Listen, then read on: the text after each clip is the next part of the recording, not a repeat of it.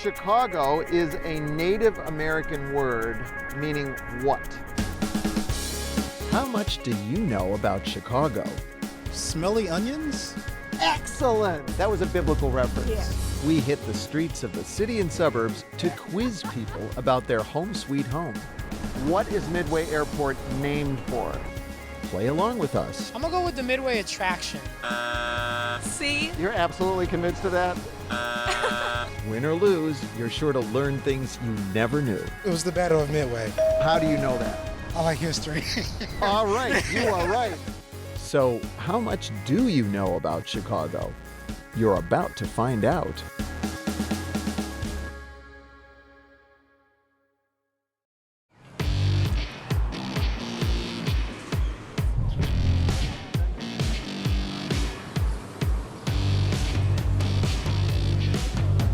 Hello, contestants. Hello. Greetings. How's it going, Jeff? You mind if I Great. call you Jeff? That Jeff's fine. All right, it's cool. You all can call me Jeff if you want. My wife calls me Jeff. Do you like Chicago? Oh, yeah, no doubt about it. It's the city that works. What is your name? Almond Kai. What is it? Almond Kai. That's a beautiful name. Thank What you. kind of name is that? It's a flower that grows in Argentina. Let's show a picture of one right now. That's an almond kai right there. We'll do that in the editing. Okay, you ready? I'm ready. All right, we'll give you multiple choices. Okay. Do you remember there used to be the stockyards in Chicago? Yeah. Heard about I mean, them? we actually personally remember them? No, just you've heard of them, right? Of course. Yeah, okay, good. So a small branch of the Chicago River that flowed from the Union stockyards was called Bubbly Creek. Why? A, stockyards workers used to pour champagne into it on New Year's Eve. You're laughing. B, the stockyard waste thrown into it released gases that caused the stream to churn and bubble. Or C, Native Americans named it for its delightful burbling sound. B. Oh, that was fast. Stockyard waste. Stockyard waste, what makes you think that? Because I remember it on your program. You saw it on one of my programs. This is great. We've got some viewers here. That's absolutely true, yes. Well, there you go. You are correct. Ding, ding, ding, ding. Yeah. I think we actually have that sound effect, but in case we don't. I'll leave it. No, it's okay. It is. It's the bubbling waste from the stockyards, Ew. which is still bubbling in Bubbly Creek Oh, to this ew. day. Yeah. Oh, that's nasty. That's like 100 years later and it's still bubbling. Oh, that's something. Okay. You can avoid that area. Okay. A little effervescence. A little effervescence. A little aroma of Chicago. Ode to Chicago. Well, you got one right. If you've watched all my shows, you're going to get all of these right. No, we haven't watched all of them. Oh, probably. okay. Why Just not? 99%. Oh, all right. Next one. What body of water do you cross on the Chicago Skyway? Is it A, the Chicago River, B, the Calumet River, or C, Indiana Harbor? I'm gonna go with Chicago River, and that is a complete guess. It's a wrong guess, I'm afraid. Hey, I gotta ask, what's that thing you're wearing around your neck? It's a stone. It's tourmaline and pyrite. It's kind of just keeps peace and negative energy away from you. I gotta get a little closer then. I don't want to have any negative energy. Yeah, it's good. cool. I'm feeling it. I am totally feeling it. Calumet River. You're quick on that one. Well, feel confident that's about what I'm that. going with. Final decision. Final Yeah, answer? final answer. That's the sound of her thinking. Calumet River. You think it's Calumet River? You can discuss amongst yourselves if you want to. Do you agree with him? Yes, I agree with him. Oh, you do? Yeah. Do you guys always agree on everything? No. Indiana Harbor? Mm-hmm. What makes you think that? Skyway mostly leads towards Indiana, so I'm thinking Indiana. Could be Indiana. No, I'm Yes. afraid it's actually the Calumet River. That is the Calumet River. Your good energy is working for you. That is correct. It's the Calumet River. How is it you know that? You know, it's just somewhere in the back of that database. I just Way think it's- back there in yeah. the database. You know, Yeah, it's- right on it. You can do the ding, ding, ding. Ding, again. ding, ding, ding, ding. All right, he got it right. Oh, man. Very good. We're cooking with gas. We are. The river is still bubbling with gas. There you Okay. go. You ready It's for the a next theme one? there. It is a theme. There we you got go. a theme going. We got a theme going. Well, anyway, here we go. Well, we got some segues coming through here. Nice segue. Hey, awesome. I love the Segway tours. They're my favorite. Last question. Yeah. Who invented the fire pole? Was it A, George Pullman, B, a firefighter who died in the Chicago fire, or C, a member of a segregated African American fire company? Well, I used to know the answer to this one. You did? I'm going with C. I'll just go with C. I would guess C. I would guess C, too. And why would you guess that? I know my African American history. Do you? Sorta. I should. If I don't know it and my mother sees me on television and I don't know it, there's some trouble. Mom, he's right. Ding, ding, ding, ding. All right, very good, man. Ding, ding, ding. It's too good a story. It's too good a story. Yes. There's a lot of good stories in Chicago. I know. And it's true. See, What makes you say that? I don't have a clue. It was a guess. It was a good guess because, in fact, it was. Okay, great. Can you tell me why? Yeah, well, I absolutely can. In fact, here's why. When the alarm sounds in a fire station, there's not a second to lose. In older two-story firehouses like Company 16 in Bronzeville, firefighters still use the traditional pole. This critical time saver was invented right here in Chicago in 1878 at Engine Company 21 in what is now the South Loop. That was Chicago's first African-American fire company. The company's white captain, David Kenyon, got the idea when an alarm sounded and he saw one of his firefighters slide down from the third-floor hayloft on a wooden pole that was used to secure hay to wagons. The fire chief gave Kenyon permission to cut a hole in the second floor and install a waxed wooden pole. Other fire companies made fun of Kenyon until they started noticing his men were first on the scene again and again. Before long, every firehouse had a pole.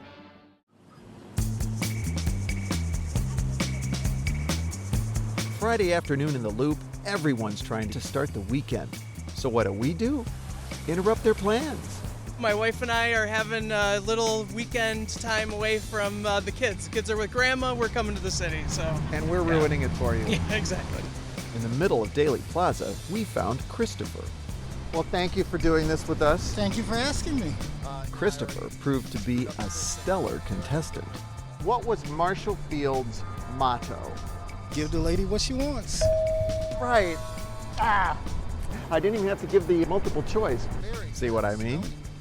Now, on to a delicious history question. Have you ever eaten a Jay's potato chip?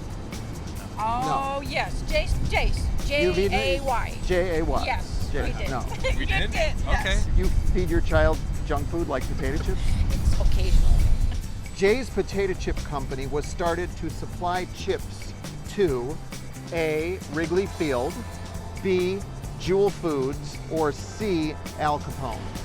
Al Capone, huh? I guess I'm gonna guess Wrigley Field.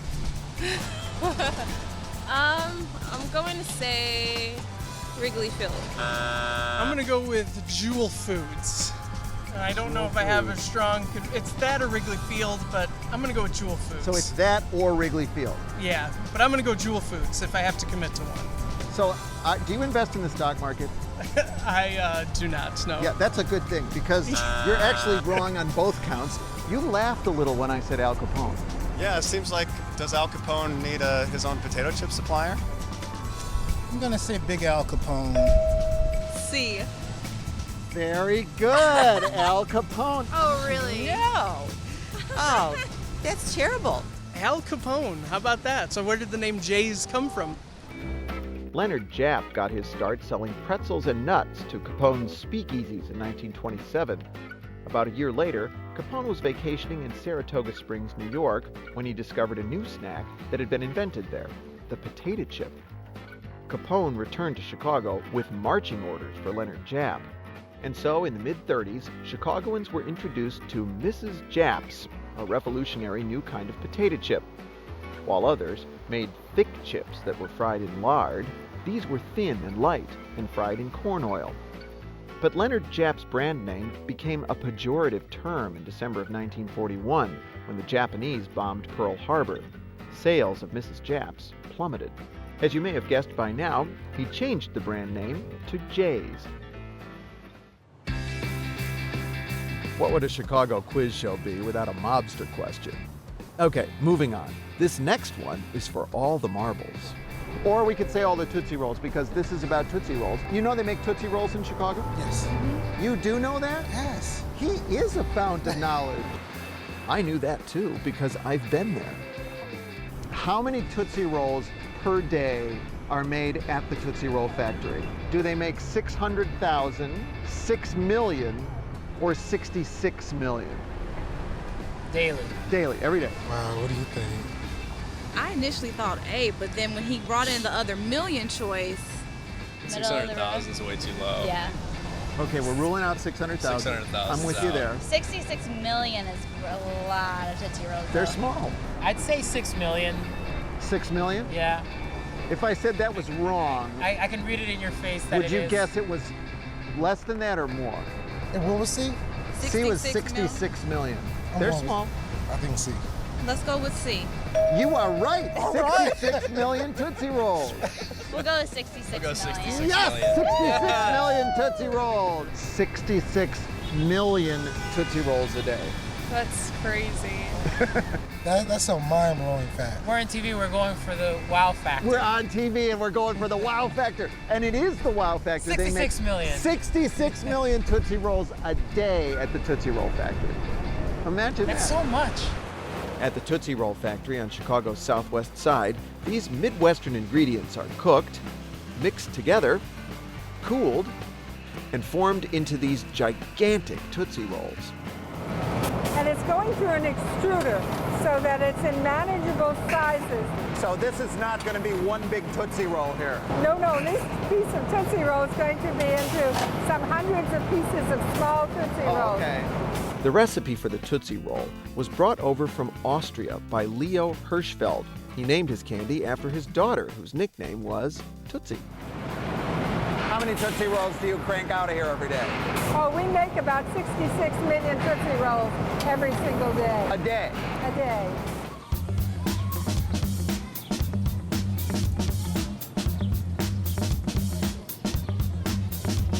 Hello, Hi. and your name is? Williette.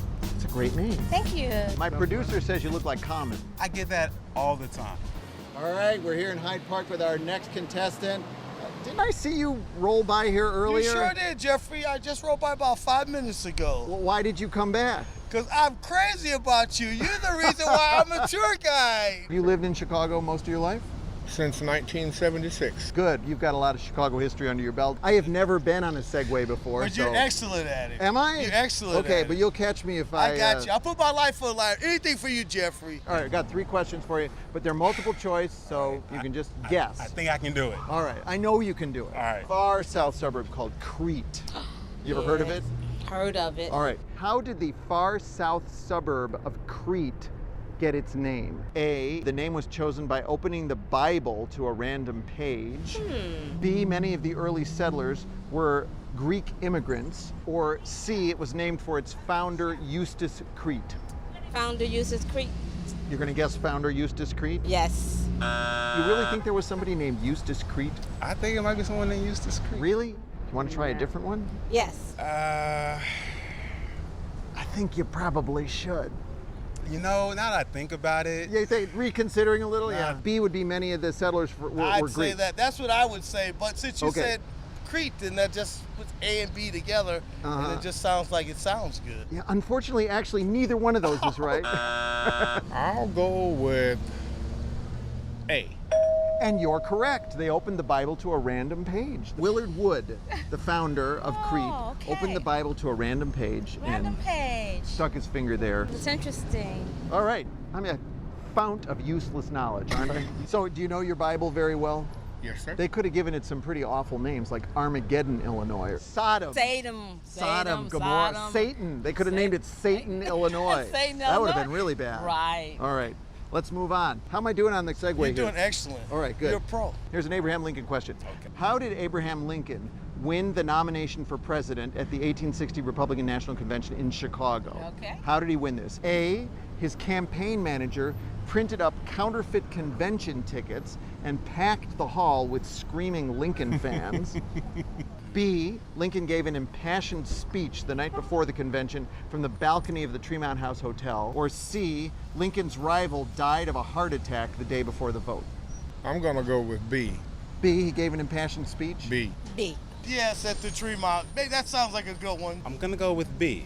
B, he gave an impassioned speech. I think he gave an impassioned speech. Well, actually, Lincoln did give an impassioned speech from the balcony of the Tremont House Hotel, but that is not how he won the nomination. Do you want to try a different choice there? Counterfeit tickets. Doesn't that just sound like Chicago? Yeah, it sounds like Chicago. It doesn't sound like Lincoln. No, though. Honest Abe. Right, that's what I was thinking. You I was like, no, he wouldn't do that. Really? Yeah. Lincoln. Oh, I know. Can you believe it? Honest I can Abe. believe that. You can? Yeah, I can Even believe Lincoln? that. Even Lincoln. Could you hold this thing for me one more time? I got to switch the card again, and I'm feeling like I'm going to fall down.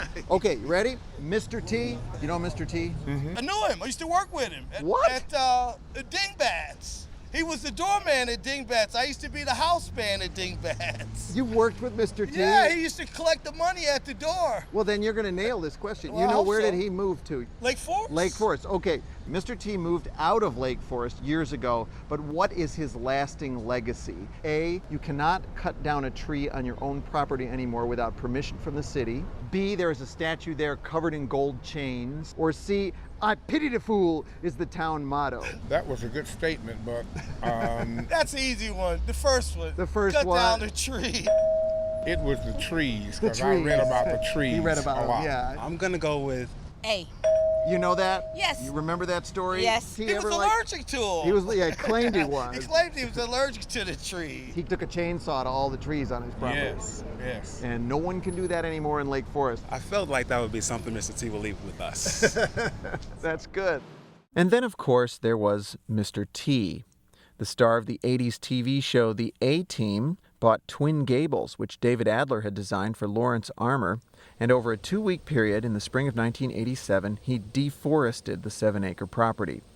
Mr. T often wielded the chainsaw himself, cutting down more than 100 oaks, maples, and pine trees. The local paper called it butchery, and neighbors used words like desecration. The actor told reporters he was allergic to trees. All right, this is the lightning round. All right. Except I can't change the cards because I'm going to hold them. You know what? I'm going to do it like this. Ready? Here we go. What intersection in Chicago is at 0 east-west, 0 north-south? State and Madison. State and Madison. What does WGN stand for? WGN. Pass. Okay, world's greatest newspaper. Okay. What I know is, WTTW. What's that stand for? Okay, Window it's a to the lightning world. round. You're wasting time. Window to the Window to world. the world. There you go. What is the longest street in Chicago? State Street. No, Western Avenue. Oh, sorry. What was Western. the date of the first night game at Wrigley Field? 1989? 88, good. 88. What jail was Jake Blues released from at the start of the Blues Brothers? Joliet. There you go. Each year, Chicago hosts America's oldest and largest African-American parade on Martin Luther King Drive. What's it called? Bud Billiken. Bud Billiken Parade. What color dye is used to turn the Chicago Green. River? No, it's turned green, but what color is the dye? Ooh, good question. I Orange. thought it was green. Orange. No, it's orange. What is the real name of the bean in Millennium Park? Cloudgate. Very good. The Chicago fire happened in what year? 1871. Awesome. What 2 Chicago mayors have been assassinated? This is your last question. Cermak, and also the one doing the Devil in the White City, Harrison Ford. Harrison. Very good. Ford. Harrison Ford actually has never been mayor of Chicago. I mean, Carter Carter Harrison.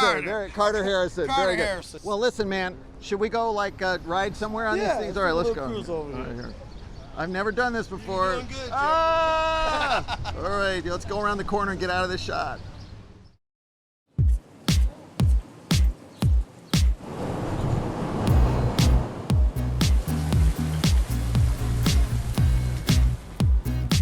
So what is your name?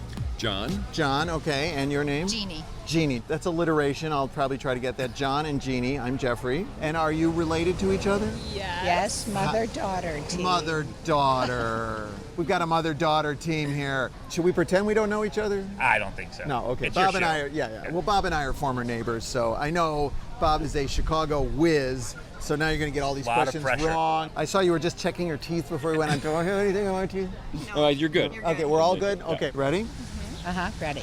Are you sure? Yes. Sure. Really? Yes. Oh, that's good. I like that. Confidence. First one's about a little town north of Chicago called Evanston. Yes. You've heard of Evanston? Yes, I have. Okay. Evanston was so committed to being a dry town that they invented what? A, the ice cream sundae. B, non-alcoholic beer at a Northwestern University chemistry lab, or C, the breathalyzer test in a Northwestern University engineering lab? You can discuss amongst yourselves if you want. I'm going to go for the non-alcoholic beer. It seems logical, doesn't it? But it's wrong. It's wrong.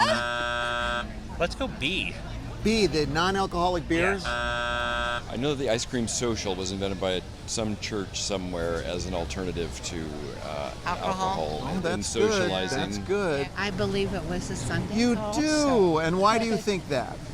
Because I think Because that's the answer. Because you think that's the answer? That women Christian temperance union. That's exactly right. Yes. You are Yes, correct. I It was know. the Sunday. I think it's I don't probably think the it's ice brewed cream here, Sunday. Yeah. Gonna go with that? I'll go for that. All right, that's why groupthink is good. It is the ice cream sundae.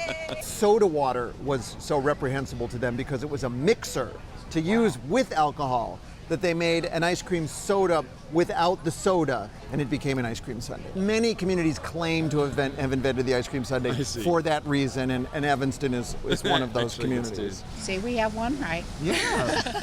Let's ask the next one. Which of these sports was invented at the Farragut Boat Club in Chicago, Illinois? Was it A, frisbee golf, B, softball, or C, model sailboat racing? What's the name of the place again? It was called the Farragut Boat Club, although that could be misleading. Yeah, thanks for the hint. No, I kind of thought I that. never give hints. I never give Okay. hints. Farragut Boat Yeah, it was on the South Lakefront of Chicago. Might be misleading that it was a boat club. I think it might be softball. I'm pulling for you on this Yeah, one. frisbee golf. Oh, no, I'm sorry. Softball is associated with the city, I know. Okay, Mother knows best. Mother knows best. She does. It was softball. Very good. Thank you. B, softball. You answered that quite quickly. Yes. And why are you so confident? I believe I learned that from watching one of your shows. One of Show my 11. I shows? believe so, yeah. You learned it from watching. I've actually moved. Yes, it is softball. There were a bunch of alums from Harvard and Yale, and they were watching the ticker tape for the Harvard-Yale game, and they got bored. So one of them rolled up a boxing glove and threw it at one of the other alums, who hit it with a broomstick, and pretty And a soon sport was born. and a sport was born. Wow. There you go. I should have guessed that. Well, oh, don't be hard on yourself. It's okay. Yeah, okay. All right, here we go. Let's try the next one. Chicago's big town for mobsters, right? You ever heard of a gangster named Babyface Nelson? Yes. All right. Where was Babyface Nelson gunned down? Was it A, in front of the Biograph Theater in Chicago on Lincoln Avenue? No, you're shaking your heads. All right, well, let's take the other ones into consideration. Was it B, in the northwest suburb of Barrington, Illinois, kind of a fancy suburb? Or C, was it in a garage on North Clark Street? Now, you said no to the Biograph. Yeah, I'm thinking that that's associated with John Dillinger. I don't think lightning would strike twice. Okay, all right. You're enjoying yourself so far? I'm having a great time. Okay. You look like you're having a good time. I'm having a good time. Garage on North Clark Street. You're very confident about that. Mom, do you agree with that? You're not so confident? I'll go Discuss with it. amongst yourself? No, No, really. I think He was part of the St. Valentine's Day Massacre, okay, was he well, not? I don't know, but we'll go with it. Okay. He was not. Oh, I was tricked. The garage on North Clark Street was a St. Valentine's Day massacre, so I'm going to go with B, Barrington. Very good. Yeah. And I like your reasoning Yeah. there. He knows his mobster history. I'm going to take the Barrington this time. And you're right. Yeah. Babyface was actually gunned down Barrington. in Barrington. Is that what you were going to say? Oh, you should have corrected I me. should have corrected Britt, her. you should listen Mother to your knows mom. best. Mother knows best. Now you've got that on tape. Barrington. It is Barrington. Hooray. So, now you know where to avoid if you're trying to escape the FBI. On November 27th, 1934, the FBI got a tip that Nelson was on the highway heading to Chicago. Nelson's real name was Lester Joseph Gillis. He stood just 5'4", but he was considered one of the most brutal and hot-tempered of all the Depression-era gangsters. After the FBI killed John Dillinger and Pretty Boy Floyd, Gillis became public enemy #1. He loved the notoriety. On that fateful November day in 1934, 2 FBI agents caught up with Gillis in Barrington and forced his car off the road. The gangsters grabbed their guns, jumped out of the car, and prepared to shoot it out. Nelson apparently decided he didn't want to be taken alive. He stood up and walked straight into the FBI line of fire with his guns blazing. Both agents were killed. Babyface was shot 17 times, but somehow he managed to stagger back to his wife. Babyface Nelson died in his wife's arms. She and John Paul Chase were caught and sent to prison. This monument was erected to the memory of the agents who lost their lives here. Lincoln Square, a historically German enclave, is one of Chicago's great neighborhoods. And we found some pretty peppy people there. Hi. Hi, how are you? Good, how are you? Doing great. You seem extremely friendly. I am extremely friendly. And Sean. Do you like the game show hosting here? Is that what you're going for? Oh, it's a quiz show. You're not glitzy enough, though. I mean, you look a little conservative for a game show host. After a full wardrobe assessment, we started with a fair question.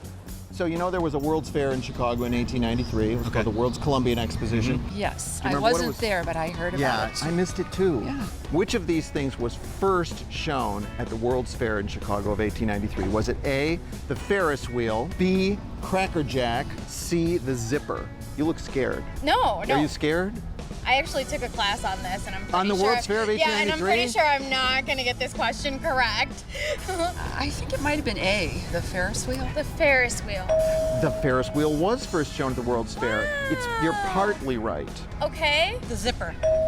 The zipper was. You want to take another crack at another one of these? Cracker Jack? All of the above, yes. Wow. All three of those things were first shown at the World's Fair of 1893. Wow. Very Trick good. question. It was a trick question. I'm sorry. That's okay. What can I say? How about this? Here's a quick look at one of those inventions. Towering over the Midway was the fair's biggest attraction, the world's first Ferris wheel. Burnham wanted an engineering marvel that would top the Eiffel Tower, built for the Paris World's Fair of 1889. It was over 26 stories tall. Each of the 36 cars was the size of a streetcar and held 60 people.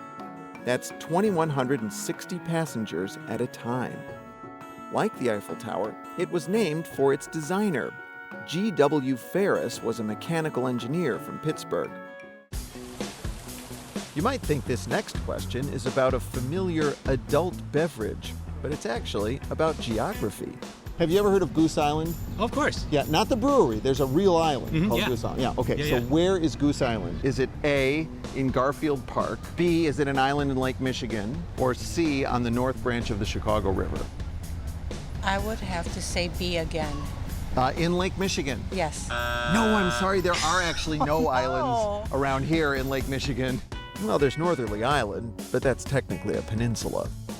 It's on the north branch of the Chicago River. Oh, you seem very certain of that. C, it's on the north branch of Chicago River. I go there frequently. You do? I do. I'll say C. And why do you think that? Well, I sort of know where it is. Oh, well, she's right. You're right. It is there. Okay. What do you do? I work with racing regattas on Lake Michigan. Do you really? Yeah. Have you been to Goose Island? I have, yes. Is it like a good vacation spot there with the palm No, I trees? would say no. It's not that kind of island. No. Have you ever done the Mackinac race in Chicago? I'm actually responsible for organizing the Chicago race to Mackinac. Are you really? Yes, I am. Would you be surprised to know that I've done 12 Mackinac You've done races? 12 Macs? I have. Ready to go.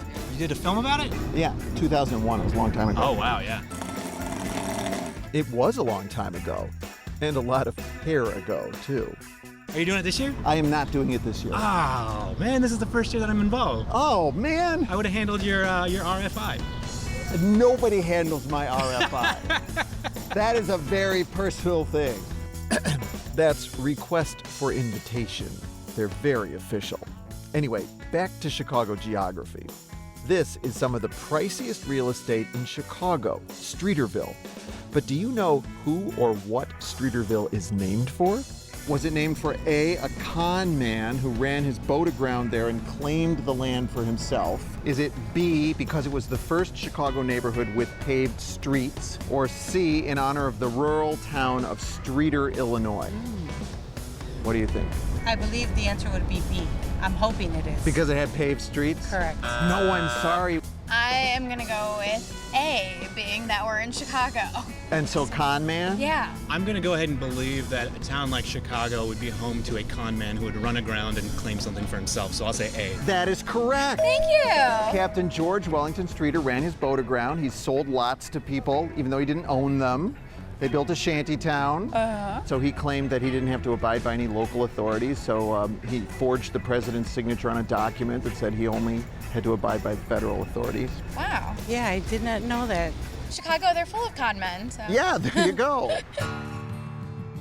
In 1886, an itinerant circus promoter and would-be gun runner named George Wellington Streeter ran aground here in his dilapidated steamboat. He decided to live aboard the wreck, and he and his wife, Ma Streeter, became the unofficial first family of a whole squatters camp that grew up around them. It took more than 30 years of court fights and even armed battles before the city finally evicted Streeter for selling liquor on Sundays. And that opened the way for development of this prime real estate.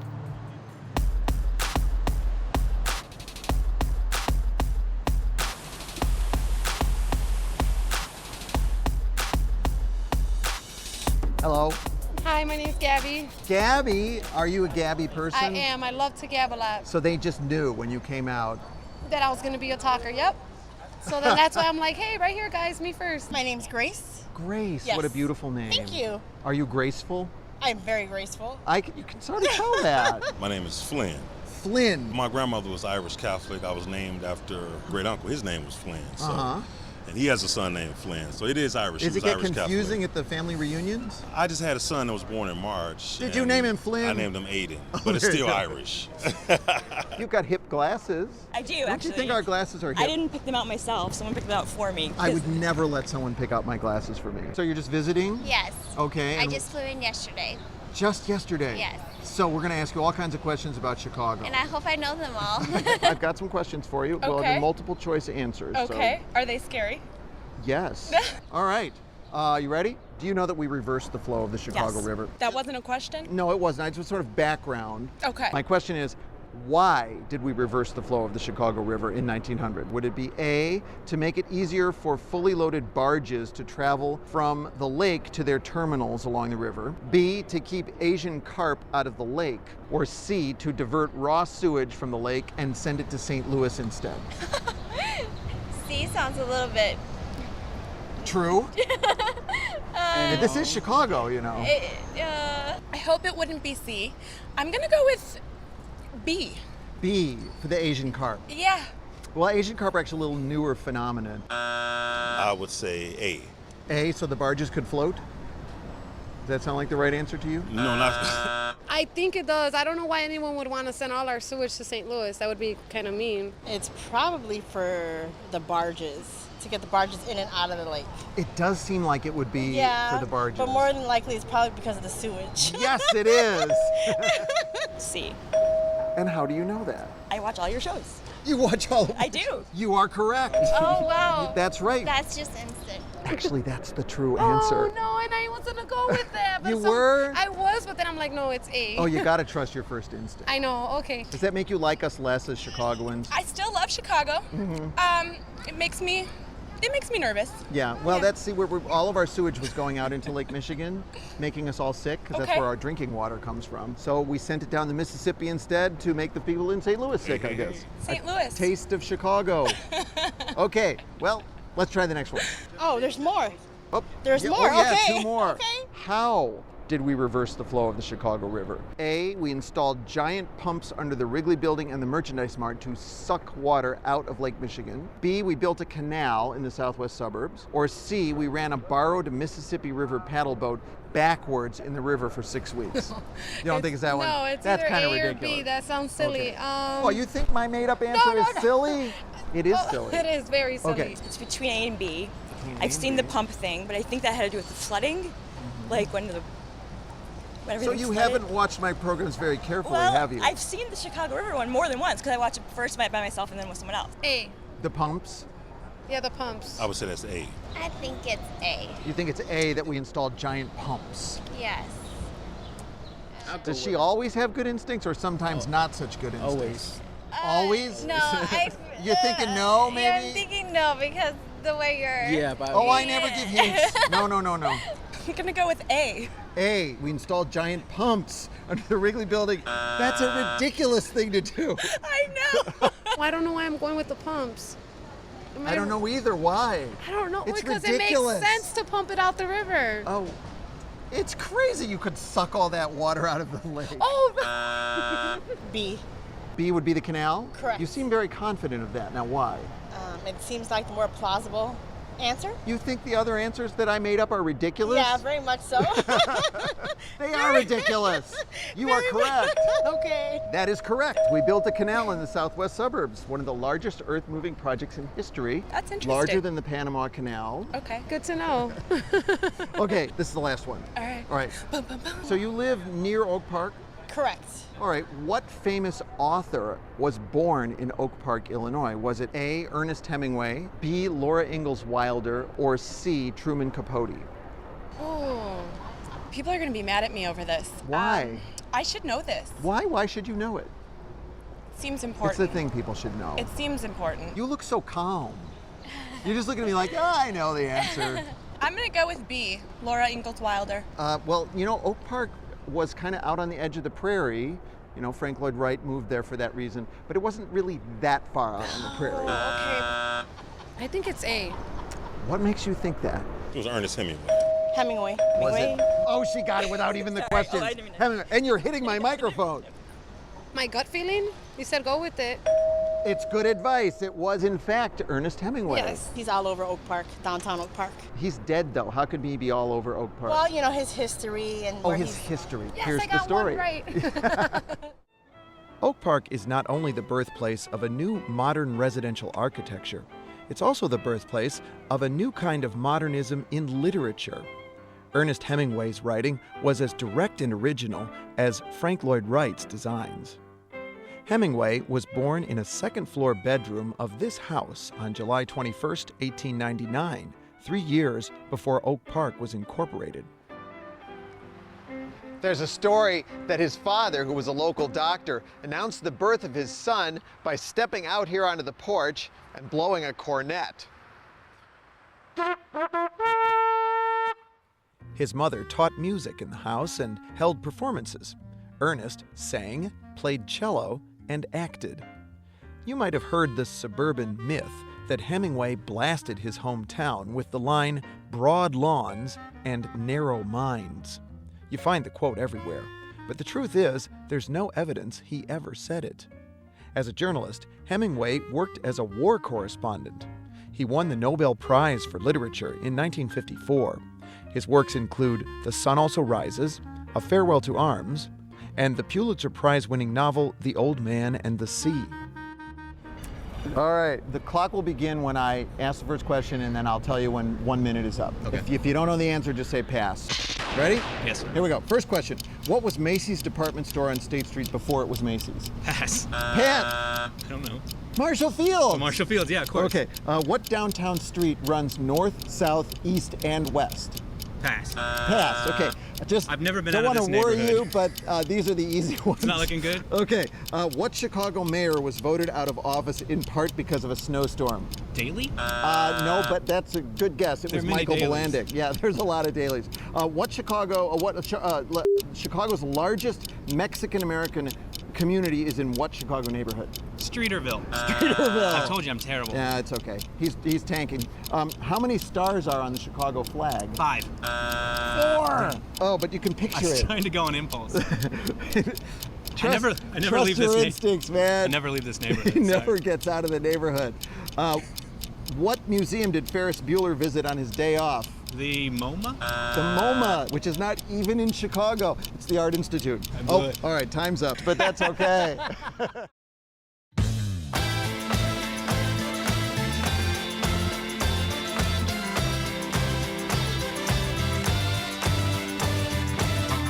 Say hello to the folks. Hi, everybody. All right, there you go. Jason and Kelly, how are you doing? Good.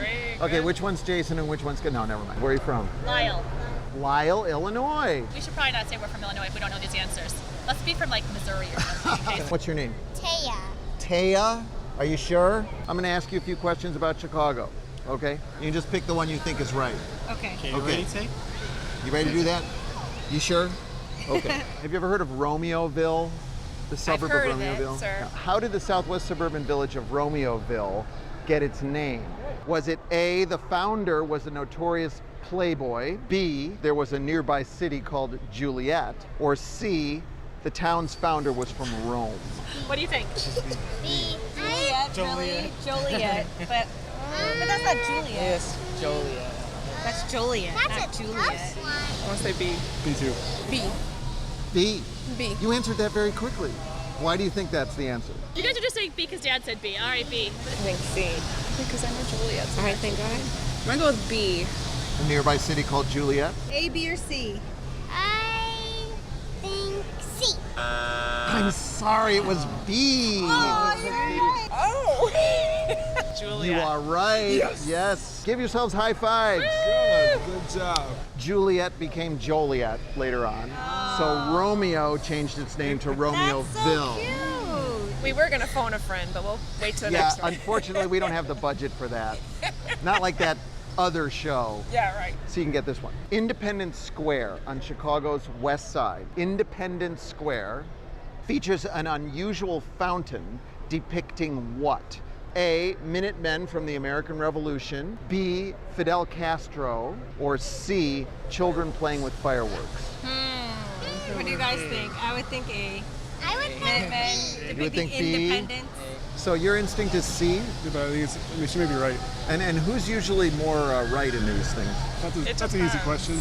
I mean, What's that? usually me, but sometimes he knows some random trivia. I'd say C. I think it is. Is it C? C? Yeah, children play with fireworks. Obvious. You guys think that's right? Yeah. Oh, no. So do you think this time he maybe knows some random trivia? Sure, we'll go with you. If you Fine. disappoint me, Say A. Say I already said B. A. But it's Is that A. B? You think it's A? I think it's A. Hey, Taya, say C. C. You're right, Taya! It's C! Children playing with fireworks. You seem quite surprised that he was right. Are you like secretly like somebody who just like knows everything there is to know about Chicago? Surprised me today. Isn't that kind of like suggesting that children should play with fireworks? Play with fireworks. Ready, set, go. Play with fireworks. Fireworks. Mom! C. I'm a little concerned about that, That's but irresponsible. as long as we got it right, we're going to go with it. Oh, it just matters if they get it right. Are you married or anything? Engaged. we're engaged. You are. Let's show the rock to the mic cam. Check it out. You did a very good job. How long have you been engaged? Thanksgiving. He proposed on Say it again. Thanksgiving in front of my family. So we In did a really front of good your job. family? Yeah. It's a good thing you said yes. Yeah. Final question. Who is O'Hare Airport named for? You don't like O'Hare Airport, Joy? Is it an aviation pioneer who helped the Wright brothers? B, a war hero whose father was in business with Al Capone? Or C, Scarlett O'Hara from Gone with the Wind? You think it's A? Any other guesses? C? You're picking B? We have to come to some consensus here. For some reason, I think it's Gone with the Wind, but I don't know why. I feel like I've heard that before. I thought B, but you go C. All right, we're gonna go C. I think B. You think it's B? The mobster connection? Yes, sir. For O'Hare Airport? You betcha. You are right. I knew it. 3 for 3. Yes! Woo! Awesome. Celebrate, Joy. They got it right. All three. It's O'Hare, not O'Hara. I know. I don't know. I feel like I had something. I pulled that in my Well, you know, file you're in a my Bridgeport brain. person, which is where Mayor Daley was from. Yeah. Mayor Richard J. Daley. Well, both of them. Richard J. Daley always used to call it O'Hara Airport. Maybe that's why. I think, yeah. In the airport's Terminal 2, this Grumman F-4 F-3 Wildcat is painted to resemble the one that Butch O'Hare flew into history on February 20th, 1942 in the South Pacific. On that day, O'Hare was left to face the enemy alone when another American pilot's guns jammed. O'Hare downed 5 Japanese bombers and almost certainly saved his aircraft carrier from destruction. Butch O'Hare's father, Edward O'Hare Sr., was in the dog racing business with Al Capone at Hawthorne Racetrack. Later, Hawthorne switched to horse racing, and O'Hare became its president. Reports vary on why Eddie O'Hare started informing on the mob. According to one theory, it was part of a deal to get his beloved son Butch accepted at the prestigious Annapolis Naval Academy. Whatever the reason, the elder O'Hare's evidence led to Capone's famous conviction in 1932 on charges of tax evasion. 9 years later, Eddie O'Hare was driving home from the racetrack when he was killed by shotgun blasts from a passing car. And for more than 20 years... After so many years as a TV host, I've learned to get comfortable with people. Can I have a piece of it? Oh, yeah. It's really delicious. Looks really good. Let me just try it. Are we still on? No. That's fantastic. And with dogs. Hi. Oh, yes, Jack. There we go. Thank you, Jack. Well, maybe I'm more of a people person. What do you do for a living? I'm a chef. I wouldn't have guessed you were a chef because you're kind of not a jerk. Jared, you're dressed like a chef. Yeah, you know, I'd like to think I am. You are a chef? Yeah. All right, I retract my snarky chef comments. Let's move on to the questions. One of the liveliest Chicago neighborhoods, Lincoln Park, is definitely prime real estate. But it wasn't always the place you wanted to be. What was Lincoln Park before it was a park? Was it A, a Civil War POW camp, B, a cemetery, or C, a private estate? Oh my, I have no clue. It was C, a private estate. You think it was a private estate? Yeah. I'll say a private estate. A private estate? I'll go for C. A private estate? Yeah. I want to say B. A cemetery. A cemetery. You have excellent instincts. It was a cemetery. Right over there is the parking lot of the History Museum. When they excavated that a few years ago, they unearthed about 80 bodies. Oh, wow, that's amazing. I vaguely remember that now that you say it. Actually, did you know that when they excavate in Lincoln Park, they often find a body? And in fact, if they dig right under our feet, there probably are still bodies under there. Well, hopefully not right here. Health crusader Dr. John Roush urged the city to empty the cemetery and convert it to a beautiful lakefront park. The city agreed, and in 1864 officially designated it Lake Park. Designer Swain Nelson drained some marshes to form meadows and deepened others to create lagoons. He laid out carriage drives and pedestrian paths, and he personally shooed away the occasional wandering cow, for which he got an extra $15 a year. But removing the bodies to other cemeteries took more than 10 years. And as we now know, untold thousands of the departed never departed Lincoln Park. Despite all Chicago has to offer, it is infamous for two things: gangsters and the Great Fire. You've heard of Mrs. O'Leary? Yes. And her barn? Yes. What happened there, just so we get the background? There was a fire. The fire, the Yes. Chicago fire started there. See that. That you know. The cow kicked over the can and set the Started fire the ablaze fire. and started the Great Chicago Fire. Yeah. Excellent. Okay, you got that. In 1997, members of the Chicago City Council met on the site of Mrs. O'Leary's barn to do what? Which of these things? A, excavate the lamp that the cow kicked over. B, exonerate Mrs. O'Leary and her cow. Or C, cut the ribbon on O'Leary's saloon. Hey, you got me again. I would say C. Cut the ribbon on O'Leary's saloon. Yeah. Well, you're in the food industry. Yeah. Cut the ribbon on a tavern.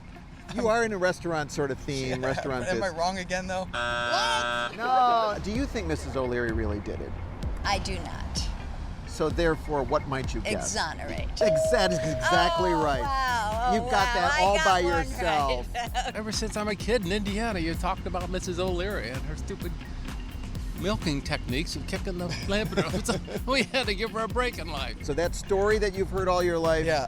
not true. Urban Okay, myth. so- Mrs. O'Leary did not start the Chicago fire. Oh. Glad to hear that. You are? Yes. You've been feeling badly about I that all have these been years? feeling- Poor Mrs. O'Leary, she Poor got a bad Mrs. rap. O'Leary, yes. You're going to cut all this from TV, right? That I got all the wrong answers? No, we're leaving this you're all gonna in. make fun of this. Newspaper accounts of the day characterized her as a drunken old hag, even though she was only in her 40s and apparently sober and hardworking. Many years later, a reporter for the Chicago Republican is said to have claimed he made the story up. Hey, one at a time. Quit that nudging. Myths about Mrs. O'Leary were perpetuated in this Academy Award-winning 1937 film called In Old Chicago.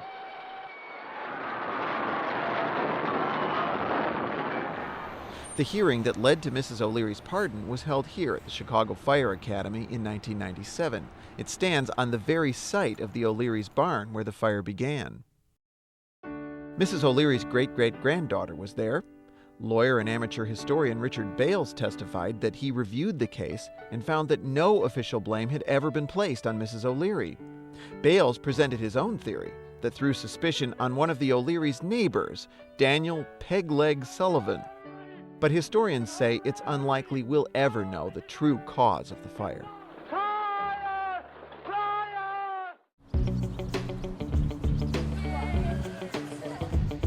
What is your name? My name is Danielle. Hi, Danielle. Hi. Hi, how are you? All right. I'm sorry, I almost cut you off there. Wow, so were you like high school sweethearts or something? Yeah. That's all you have to say about that?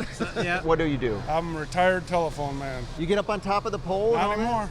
Not anymore. No. Is that why you have the cane there? Yeah, You fell that's off the pretty pole much- a few times? No, it just wore out. Oh, wore out. Okay. And where are you going to college? Loyola. Loyola, Yeah. good. Moraine Valley. What do you mean like Moraine Valley? Yeah.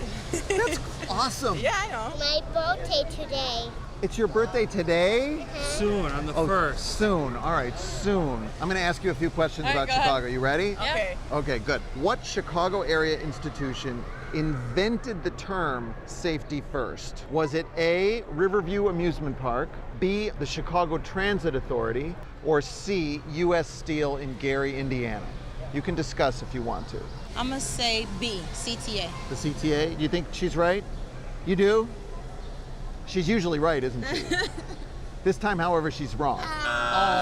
CTA, I guess. The CTA? Have you ever ridden the CTA? Yes, I have. Pretty safe. Right. It's safe, but it did not invent No. the term. You guys ever ride the CTA? Yes. Yeah. Feels safe to you?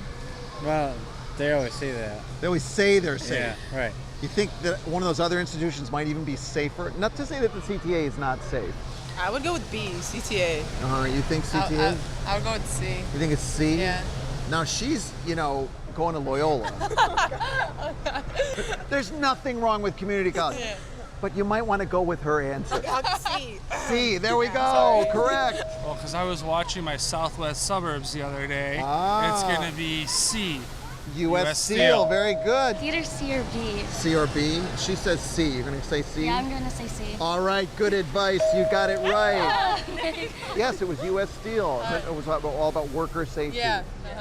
You just seem to know that. I live here, I lived here my whole life. Julia, your dad got one right. Give him a high five. All right, let's try another one. In the 1940s, the suburb of South Holland, Illinois, was one of the world's largest producers of what? A, tulips, B, onions, or C, windmills? What do you think? C. Windmills? Okay, what do you think? I'm gonna roll with him. You're gonna go with him? It is always good to go with your family. However, in this case, it's wrong. I think tulips. Because it's Holland? Dutch people. Dutch people? Yeah. There were a lot of Dutch people there, yes, that's true. Could be misleading, though. I think you're saying one wrong. I would go with C. Windmills? That's Okay. my biggest. You want to discuss it amongst yourselves? You wanna go with C? You going with C? I'll go with B. With B, onions. Yeah. She is going to Loyola. Oh my God, is it B? It is B. I'm going to say B. B? Onions. Is your daughter usually right? You want to Every like now and then. go yeah. with, well, do you think maybe this is one of those times she's right? Could be. I think it could be. You want to go with B? Sure. B would. You sure about B? Yeah. You are correct. Onions. How did you know that? Because Chicago means stinky onion. Very good. Well, that has nothing to do with it, but the answer's correct. It is onions. Why would you think onions? A place called South Holland. I don't know, I just, the South onions. Yeah, well, onions, that's big southern food. Okay, here we go. Ready? Last question. What African-American Chicago celebrity appeared in TV's first interracial kiss? Was it A, Nichelle Nichols, who played Uhura on Star Trek? Was it B, Oprah Winfrey? Or C, Mavis Staples? First interracial kiss ever on TV. No, you're not answering no question. It wouldn't be Oprah. It wouldn't not. Okay, that's good. Ruling out Oprah. Yeah, I'm gonna say C. All right, we'll go C. With C? I'd say C. Yeah, C. Mavis Staples? Or I'm A. sorry. Oh, or A? Or A. Did you say or A? It was A. It was, okay. It was Nichelle Nichols who played Lieutenant Uhura on Star Trek. Did you ever watch Star Trek? Yeah. Do you remember Lieutenant Uhura? Oh, yeah. Kissing her would be, Yeah. she was hot. Yeah, right. That's that. Have you ever watched Star Trek? Have you ever heard of Star Trek? Wow, Take a these look. are pretty hard. These are hard. Among the first settlers were Samuel and Lydia Nichols, whose granddaughter, Robin's native Nichelle Nichols, grew up to play Lieutenant Uhura on Star Trek. Nichelle had been a singer in the Duke Ellington and Lionel Hampton bands. After her first season of Star Trek, she was ready to quit the show. She thought her role was minimized because of discrimination. But Martin Luther King persuaded her to stay with the series because he believed she was a positive role model. She participated in TV's first interracial kiss with William Shatner as Captain Kirk. After her career on Star Trek, she helped NASA recruit the first women and minority astronauts for the Space Shuttle program. All right, we're here with Greg. Worked for many years with Streets and Sand, so I think you're going to know these lightning round questions. The clock will begin when I ask the first question. Ready? Okay, I'm ready. Here we go. What was Macy's department store on State Street before it was Macy's? Marshall Fields. Very good. What downtown street runs north, south, east, and west? Wacker. Very good. What Chicago mayor was voted out of office in part because of a snowstorm, Greg? That was Michael Balandic. Yes, Greg was responsible for snow removal for many years. How many stars are on the Chicago flag? 4. You are the first person to get that right. What museum did Ferris Bueller visit on his day off? The Art Institute. What is the title of Picasso's sculpture in Daley Plaza? The Picasso. It's untitled, very good. What was the original name of Michigan Avenue? Park Lane or No, Parkway. Pine Street. What was the name of the steamship that sank in the Chicago River, killing 800 people in 1915? Pass. The Eastland. And what does WTTW stand for? Oh, time's up. It's your window to the world. I'm so embarrassed. It's okay, Greg. Thank you.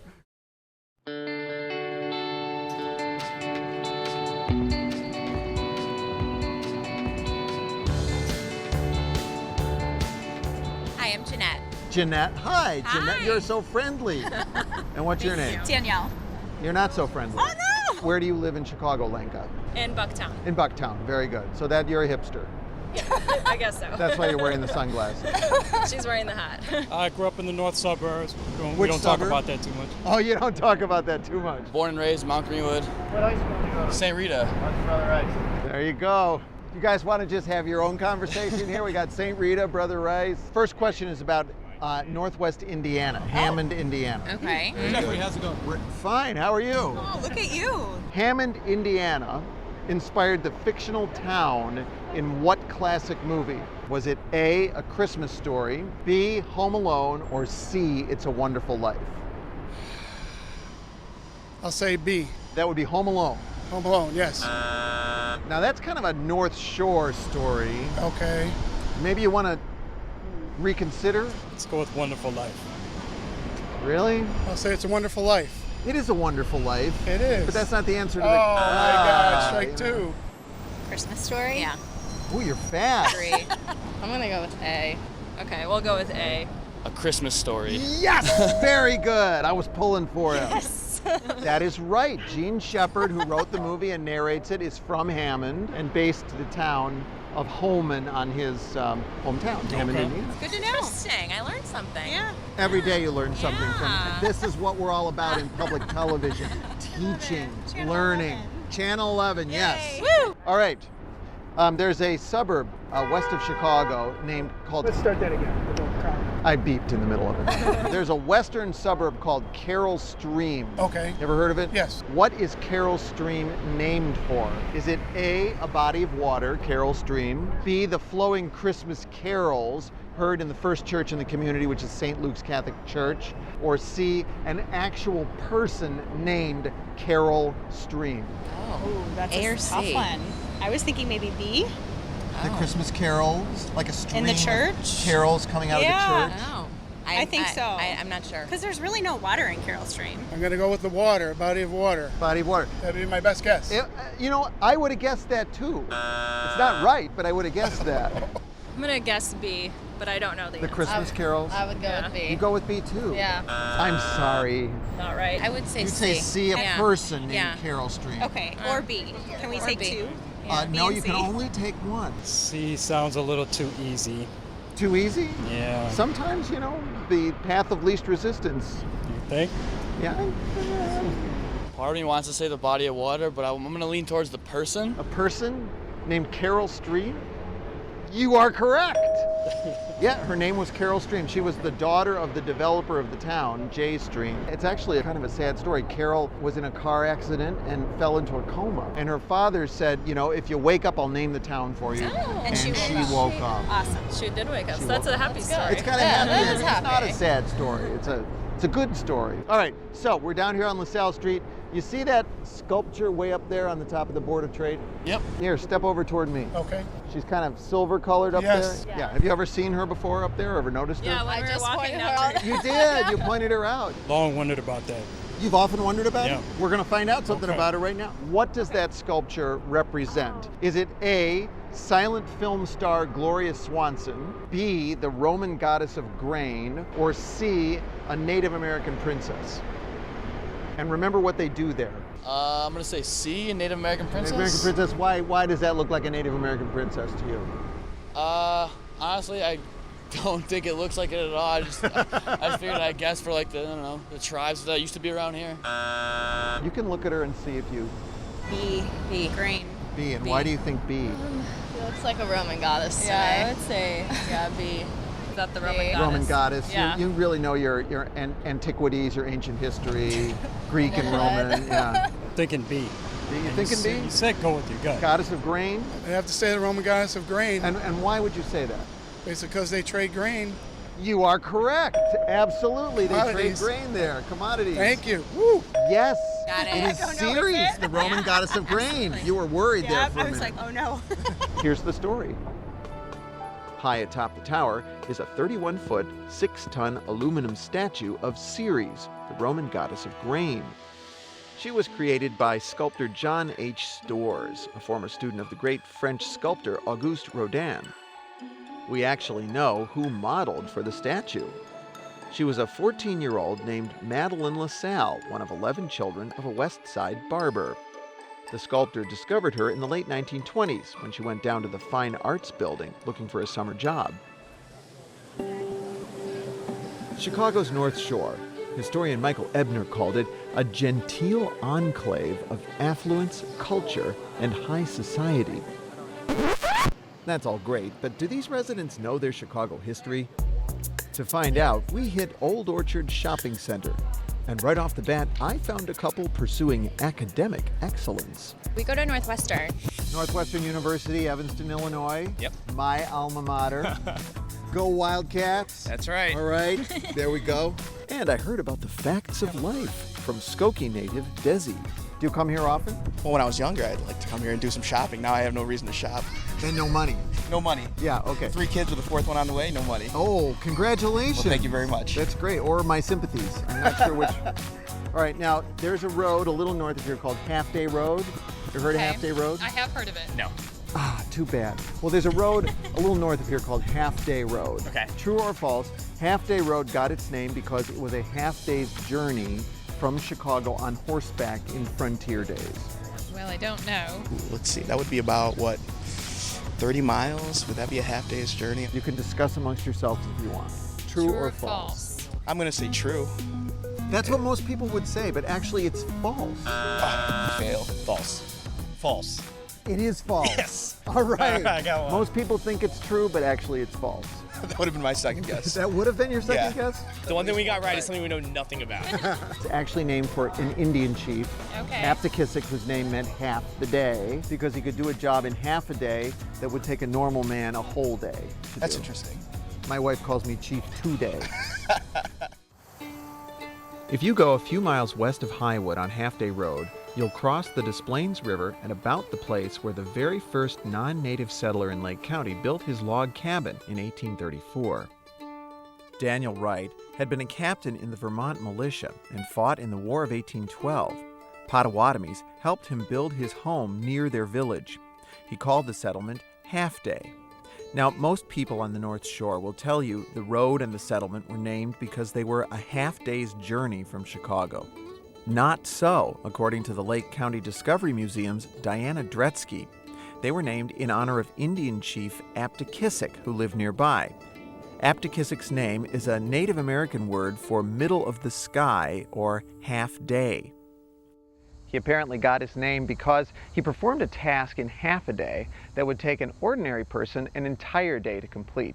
He spoke eloquently against the treaty that banished his people from the area. Ultimately, his words fell on deaf ears. Back at Old Orchard, we met White Sox fan Al, deep in enemy territory, and school teacher Jill.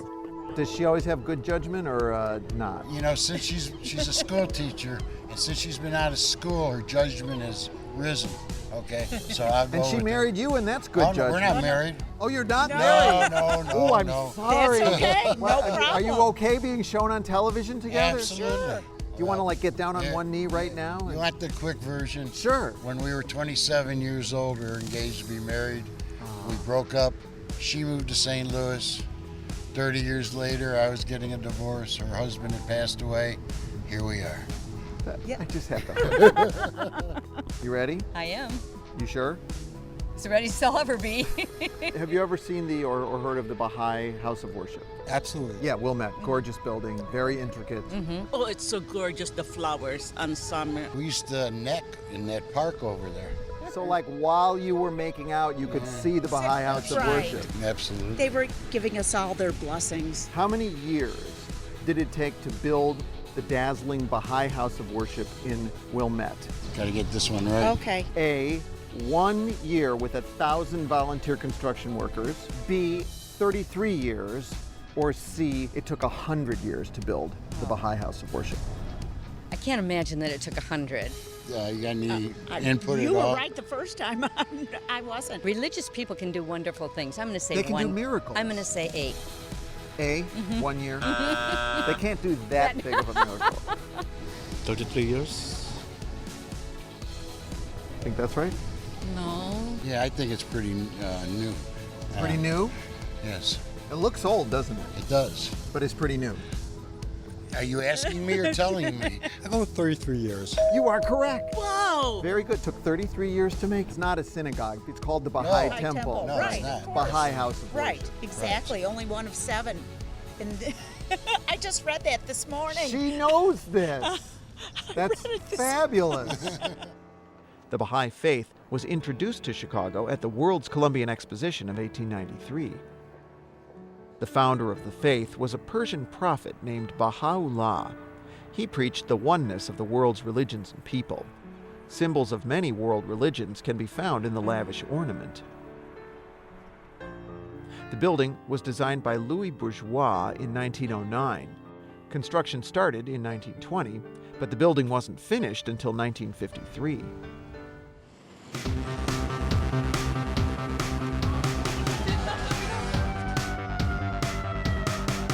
Hi, everyone. Hi. Are you all related to each other in some way? Yes. Sisters. Are you? Yes, we are. And what do you do, Matt? I'm a martial arts teacher here in Chicago. Really? Do I need to be afraid? You're tall. I'm short next to my husband, though. Oh, he's a big guy. You a fan of U of I?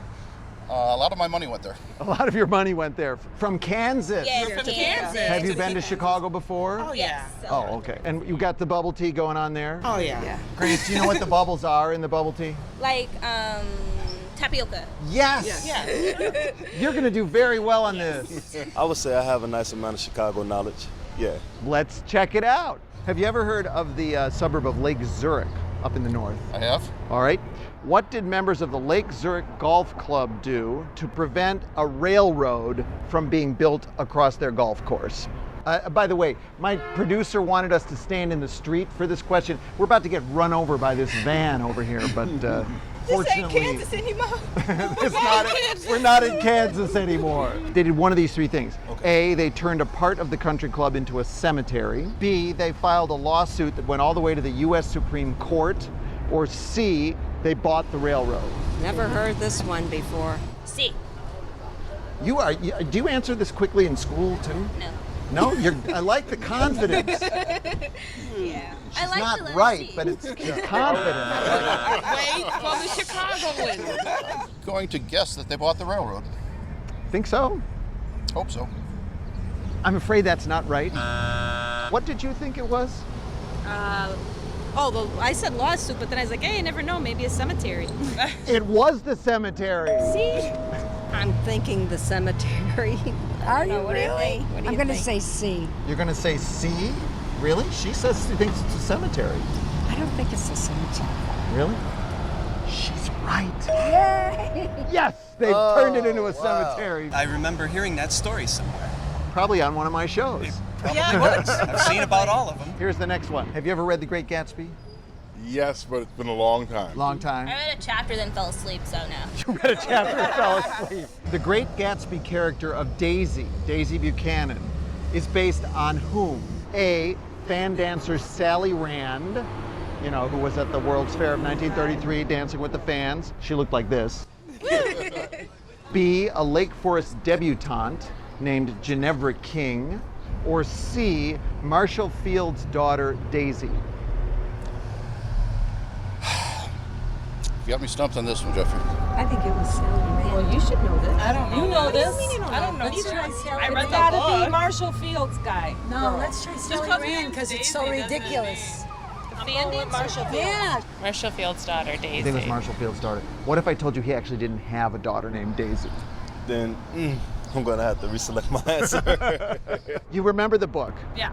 Did Daisy Buchanan ever dance naked in that book? Yes, she did. Daisy danced naked in The Great I'm pretty Gatsby? I sure. gotta get that You can- version of the book. It's a long time ago since you read that book, but I don't think she did any naked dancing. No, she didn't. I'm going to say B again. B. Lake Forest.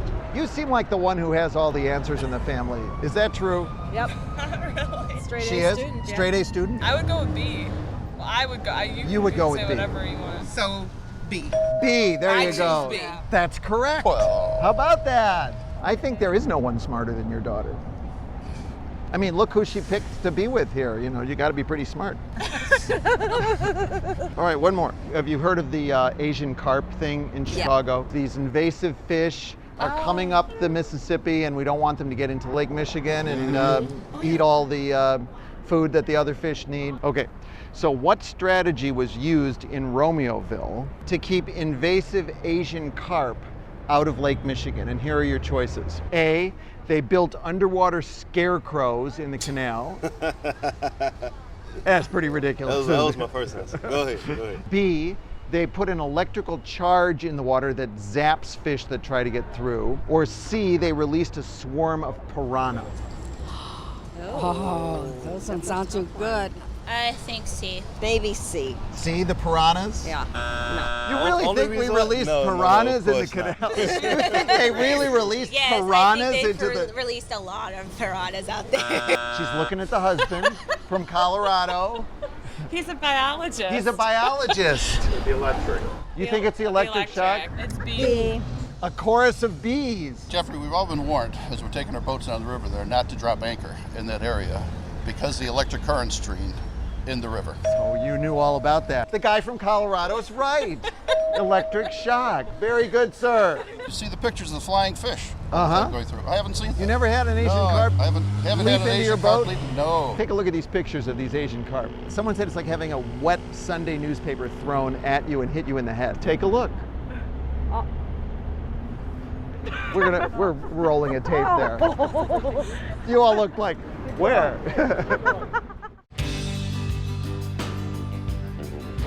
Near Romeoville, we come to a spot where you wouldn't want to fall in this water even if it were clean.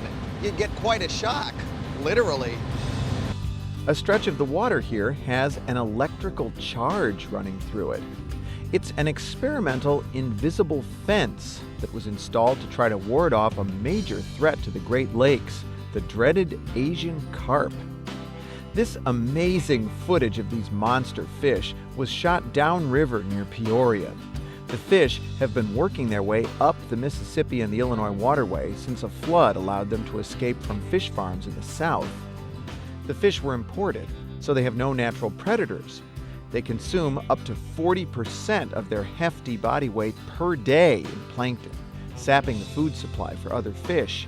And they reproduce at an astonishing rate. Each female can carry as many as 2 million eggs. All right, Bill is so good, we're going to try the lightning round. Try to get through 10 questions here. No multiple choice, answer as fast as you can. Okay. If you don't know, just say pass so we can get to more questions. You ready? Will do. The clock will begin when I ask your first question. Okay. Here we go.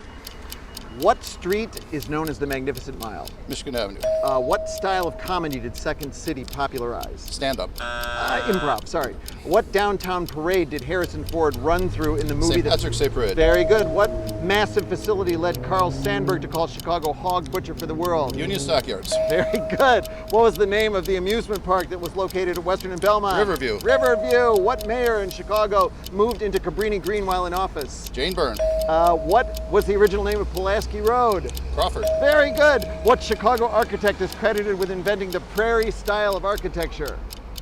Frank Lloyd Wright. Very good. Who became mayor after the sudden death of Harold Washington? Ooh, that was David Orr. No, Eugene. Oh, David Orr. That's right. Eugene Surt. That was very good. That was David Orr. What does WTTW stand for? Windows to the World. There you go. Awesome. Thank you, Geoffrey. You did a very good job. That was really great. My favorite docent in the whole world.